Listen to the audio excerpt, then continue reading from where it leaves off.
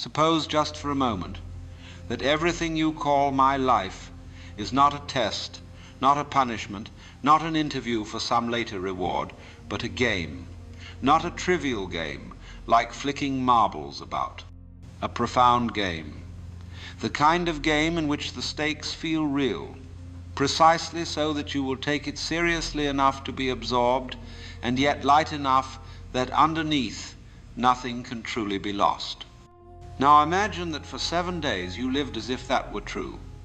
What would change? You might notice that most of us have been taught to treat life like a business contract. There are goals, deadlines, performance reviews.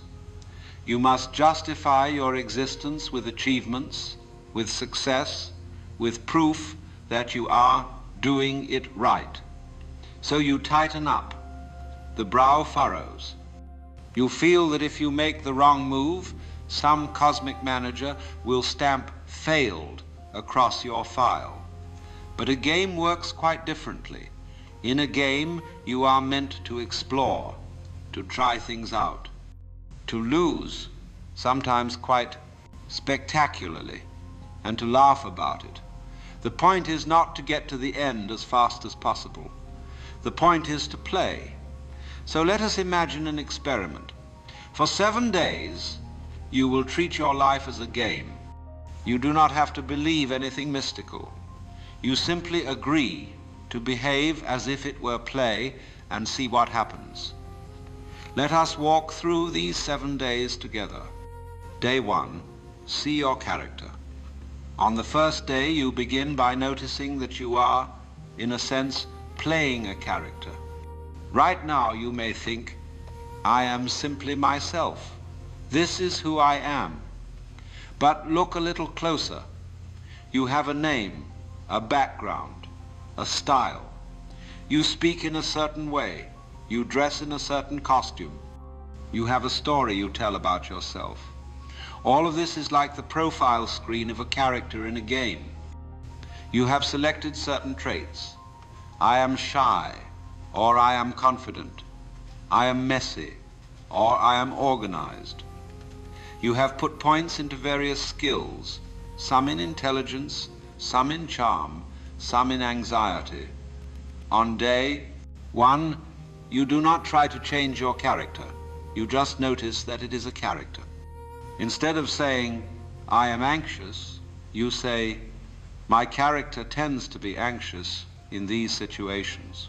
Interesting. That is his habit. Immediately, a small space opens up. You are no longer completely trapped in the costume. You can start to be curious about it. If this is a game, you can ask, is this the only way to play this character? Or could I experiment? The humor begins to creep in. You may still feel shy at the party, but now you can quietly think, this is the classic level where my character feels awkward. I know this one. And suddenly you are not merely a victim of your emotions. You are a player observing the situation unfold. Day 2. Turn chores into quests. On the second day, you turn your attention to the little tasks that fill your life. Ordinarily, these feel dull. Wash the dishes, answer emails, go to work, pay bills. They seem like the gray glue between the real moments. But in a game, you rarely have chores. You have quests. A quest is simply a chore that has been given context. It has a beginning, a middle, and an end. There is a reason for doing it, and perhaps even a touch of drama. So when you wake up on day 2, instead of saying, I must drag myself to work, you say, today's main quest is to navigate the workplace level. The challenge, remain present and kind, even when things are dull or irritating. You can even assign side quests. Side quest. Bring genuine warmth to one person who does not expect it. Side quest. Clean one small area of my room as if preparing a temple. You may find that simply rephrasing your language changes your feeling. The dishes in the sink are no longer a punishment. They are an opportunity to complete a small, satisfying mission, to bring order to chaos. You might notice, as you rinse a plate, that your attention can actually enjoy the simple movements. The warmth of water, the small sparkle of a clean surface. What is the reward for the quest? Perhaps just that feeling. Perhaps the quiet satisfaction of a completed task. In a good game, the reward is often not the prize at the end, but the quality of immersion while playing. So, for this one day, you commit to calling them quests instead of chores and see what happens to your mood. Day 3, redefine failure. The third day is devoted to failure. In ordinary life, failure feels like the end. You did the wrong thing. You ruined it. You are exposed, perhaps forever, as inadequate. But in a game, failure is how you learn the level. Imagine playing a new game and saying, I should complete this entire thing perfectly on the first try, otherwise I am a terrible player. It would be absurd. You expect to fall into pits, bump into walls, get wiped out by some surprising monster. That is how you find out where everything is. So on day 3, whenever something goes wrong, you say, level information. You send a message and do not get the reply you hoped for. Level information. You make an embarrassing comment. Level information. You attempt something new and it flops completely. Excellent. The game just revealed one of its hidden traps. You begin to notice that what hurts is not so much the event, but your story about what it means. It did not work, therefore I am stupid, therefore I am doomed. That is the heavy, tragic version. The playful version sounds more like, it did not work. Interesting. That means there is something else to try. The difference is not in reality. The difference is in how tightly you cling to the idea that you must always win. In a strange way, the player who is willing to fail repeatedly is already free. Because once you see it as a game, the fear softens.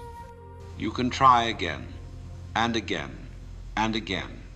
After all, no one buys a game hoping to beat every level on the first attempt. That would be terribly boring. Day 4. Everyone is playing. On the 4th day, you shift your gaze to other people. Up till now, you may have thought of them as obstacles or judges or background characters in your story. But from the perspective of the game, each one is another player or a very convincing character in the drama. Imagine that everyone you meet is also playing their own version of this game, with their own challenges and secret quests. The grumpy person at the counter might be facing the quest called caring for a sick child at home while doing a tiring job. The rude driver might be in the middle of panicking about finances and running late. You do not have to excuse bad behavior, but you can see it with softer eyes. For one day, you can treat every encounter as a co-op mode opportunity. Even the briefest interaction is a chance to participate in the other person's game in a helpful way. You ask, what game is this person in right now, and how might I respond in a way that slightly levels us both up?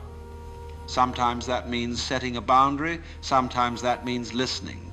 Sometimes it may mean simply smiling, not in a fake way, but as an acknowledgement. I see you. This is a strange game we're in together, is it not? When you do this, you may notice that the world becomes less hostile and more like a crowded theater, full of actors who have forgotten they are acting. Day 5. Follow the side quests of curiosity. By the 5th day, you might start to feel the game becoming more natural. So now you allow in some spontaneity. In any rich game, there are secret areas, hidden passages, side quests that appear only if you wander off the main road. These are discovered not by rigidly following the shortest path, but by curiosity. For one day, give yourself permission to follow small impulses of curiosity. If you always take the same route, walk a different street. If you always eat the same breakfast, try something unusual. If you always keep your thoughts to yourself, share one honest thing with someone safe. You do not need to make dramatic changes. The game becomes richer through tiny deviations from habit. Ask yourself, if I were playing this life as an open world game, what small thing would I explore today? Perhaps you stop for a moment to really look at the sky. Perhaps you sit on a bench without pulling out your phone and watch the passing scene like a movie. Perhaps you finally start that book you have been postponing. These small side quests often bring unexpected treasure. Not necessarily money or status, but insight, a quiet joy that sneaks up on you when you are not looking directly for it. Life, you may find, begins to feel less like a prison of repetition and more like a landscape with many unexplored paths. Day 6, discover the pause menu. On the 6th day, we explore something very important. Every good game has a pause button. You press it, and for a moment, all movement stops. The music softens. You can look at your inventory, your map, your progress. You can decide what to do next. Yet many of us go through life without ever pressing pause. We tumble from one thing to another, always reacting, always on. So for this day, you practice using your inner pause menu. Several times throughout the day, you simply stop for a few breaths. It might be 3 breaths, maybe 10. You do not need incense or a mountain cave. You just stop. You feel your body. You notice the sensation of being here, in this particular moment of the game, with this particular set of circumstances. You ask, what is really happening right now, before my story about it? There is the hum of the room, the sensation of clothing on skin, the rising and falling of the breath, the vague mood passing through, like weather. In this pause, you remember that you are the player, not merely the character. The thoughts that usually carry you away become passing text on the screen. You can watch them without immediately believing them. This simple act of pausing can change the whole flavor of your day. Instead of being continuously swept away, you begin to taste moments of stillness in the midst of motion. You discover that the game contains silence as well as sound, and that both are part of the music. Day 7. Remember who is playing on. The 7th day, something very subtle and very beautiful may begin to dawn. Up until now, we have spoken as if there is a separate you playing a game called life, as if you were outside manipulating this character and this world. But look more closely. Where do you end and the game begin? Your thoughts, your feelings, your sensations, your very sense of I are all part of the same flowing process as the wind outside and the traffic and the turning of the planet. You are not a stranger dropped into a foreign universe. You are a particular way this universe is happening. The wave does not stand outside the ocean. It is the ocean in one of its many playful forms. The ancient Hindu sages had a word for this. They called the world Leela, divine play. The idea was not that life is meaningless, but that it is too meaningful, too rich, to be reduced to seriousness alone. In this sense, the player and the game are not two. The universe is playing at being you, right now, experiencing this moment with all its joys and tensions and confusions. When you begin to sense this, even faintly, an extraordinary relaxation can appear.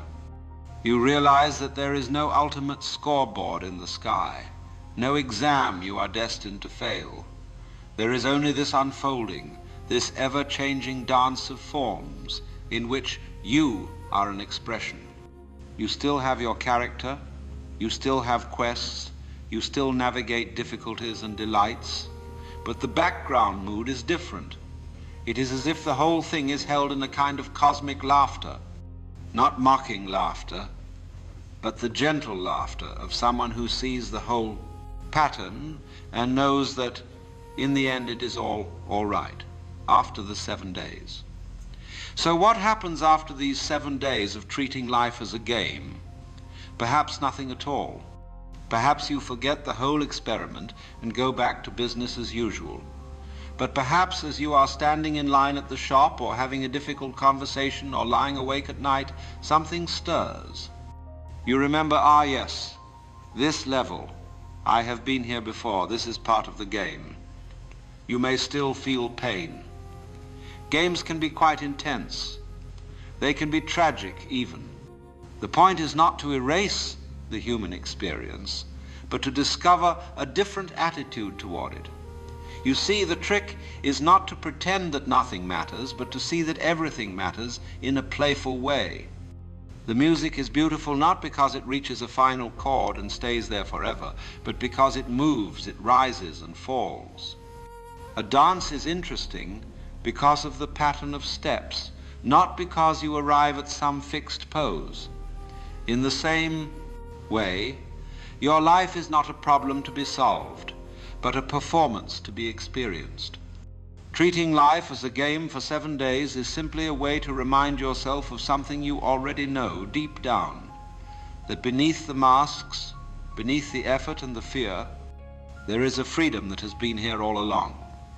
So perhaps you might begin now, not tomorrow, not someday later. You can ask quite gently, if this were a game, what would I do with this very moment? Maybe you smile, maybe you breathe, maybe you simply notice the feeling of being alive, just as you are, without needing to improve it. And in that noticing, the game reveals a secret. You were never merely a pawn trying desperately to reach the far side of the board. You were the play of the whole thing from the very beginning.